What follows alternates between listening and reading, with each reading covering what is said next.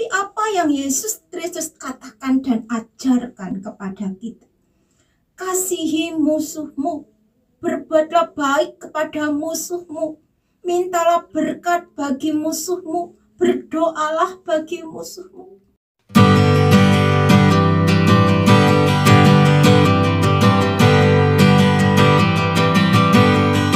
Haleluya.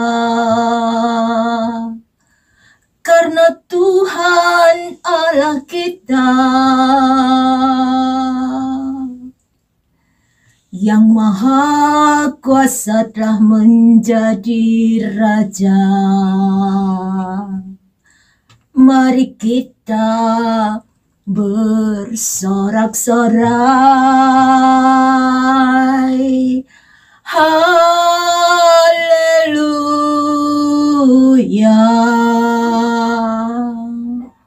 Perkawinan anak domba telah tiba. Pengantinnya telah siap sedia. Mari muliakan Dia. Salam, salam sejahtera di dalam nama Tuhan Yesus Kristus.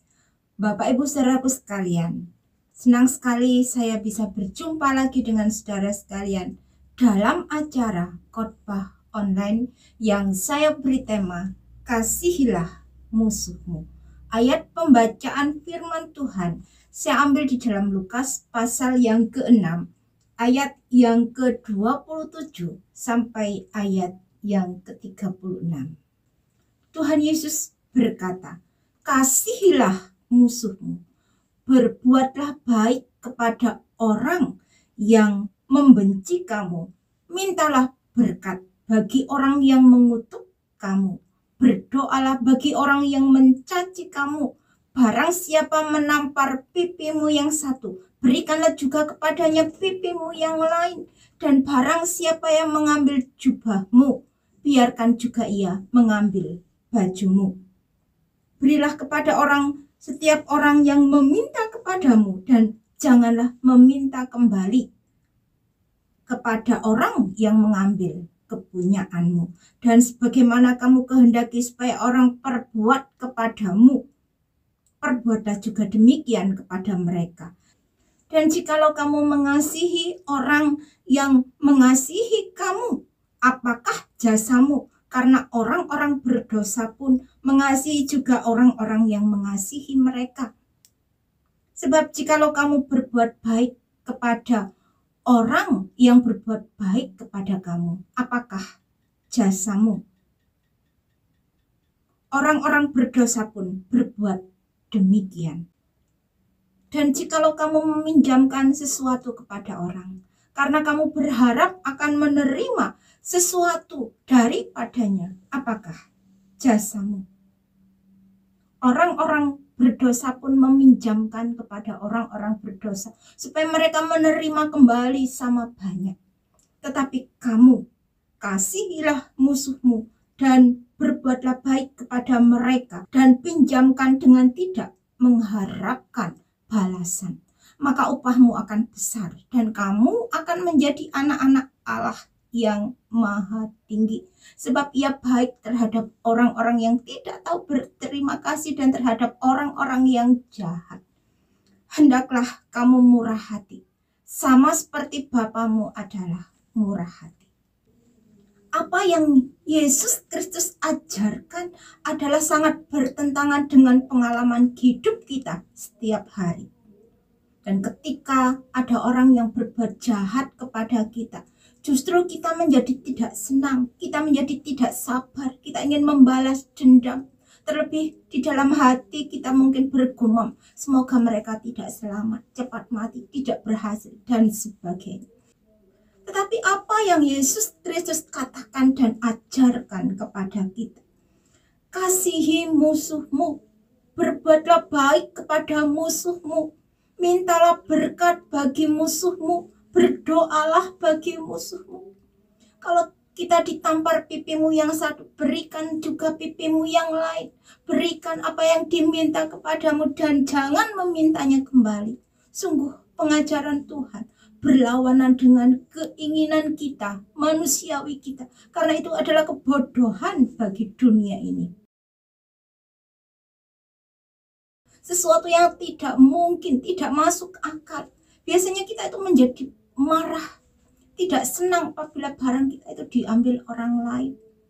Dan kalau bisa kita itu mendapatkan lebih banyak lagi, aku dan aku lagi. Sejak manusia jatuh ke dalam dosa, iblis telah menaruh pikiran-pikiran, sifat-sifat dan keinginan duniawi. Sesuatu yang jahat, iri hati, amarah, perkataan-perkataan kotor, tamak, egois, persungutan, kesombongan. Tapi Tuhan Yesus telah datang ke dalam dunia untuk memulihkan segala sesuatu. Karena Allah menciptakan kita manusia itu sempurna adanya, serupa dan segambar dengan Allah sendiri yang murah hati dan penuh dengan kasih dan sayang kepada semua orang tanpa terkecuali. Jadi jangan beri kesempatan kepada iblis untuk menaruh pikiran-pikiran jahat di dalam hati dan pikiran kita. Pikirkanlah perkara yang di atas, di mana Kristus ada duduk di sebelah kanan Allah. Sebab itu dengan yakin kita berkata, Tuhan adalah penolongku, aku tidak takut apakah yang akan dilakukan manusia terhadap aku. Sekalipun aku berjalan dalam lembah kekelaman, aku tidak takut bahaya, sebab Engkau besertaku. Yesus Kristus telah memerdekakan kita dari kuasa dosa dan maut. Dan Allah telah memberikan kuasa itu kepada kita untuk kita melawan iblis dan memberikan kita kemenangan. Kalau Allah di pihak kita, siapakah yang akan melawan kita? Segala perkara datang kepada kita. Tujuannya bukan untuk menghancurkan kita, tapi untuk menyempurnakan kita. Memang kita belum sempurna, tapi kita menuju kepada kesempurnaan. Karena apa yang terjadi dalam kehidupan kita itu ada dalam sepengetahuan Allah. 1 Korintus 10 ayat yang ke-13.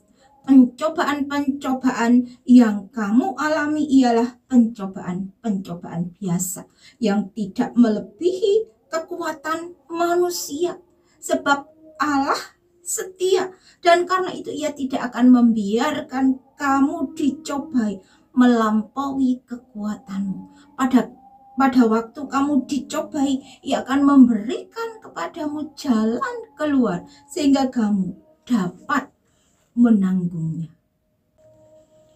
Yesus Kristus mengajarkan kepada kita untuk kita memiliki roh yang rela, roh yang taat pada kehendak Bapa di sorga, supaya hati dan pikiran kita jangan terikat dan terpikat dengan harta duniawi dan perkara-perkara yang ada di dunia ini. Karena semuanya itu tidak akan kita bawa ketika kita meninggalkan dunia ini. Mungkin pada awalnya kita akan menjadi berontak karena kita tidak mengerti apa maksud dan tujuan Allah di dalam kesemuanya itu.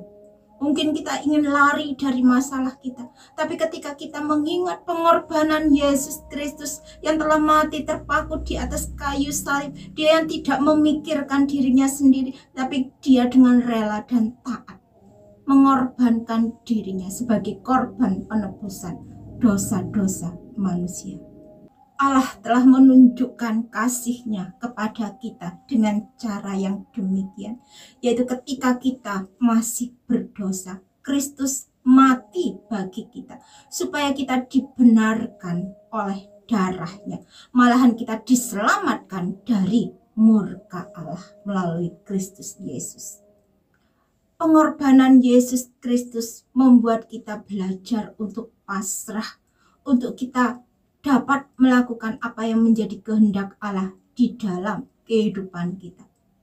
Karena sesungguhnya segala perkara yang terjadi di dalam dunia ini semuanya ada pada penglihatan Allah. Allah melihat semuanya secara terbuka.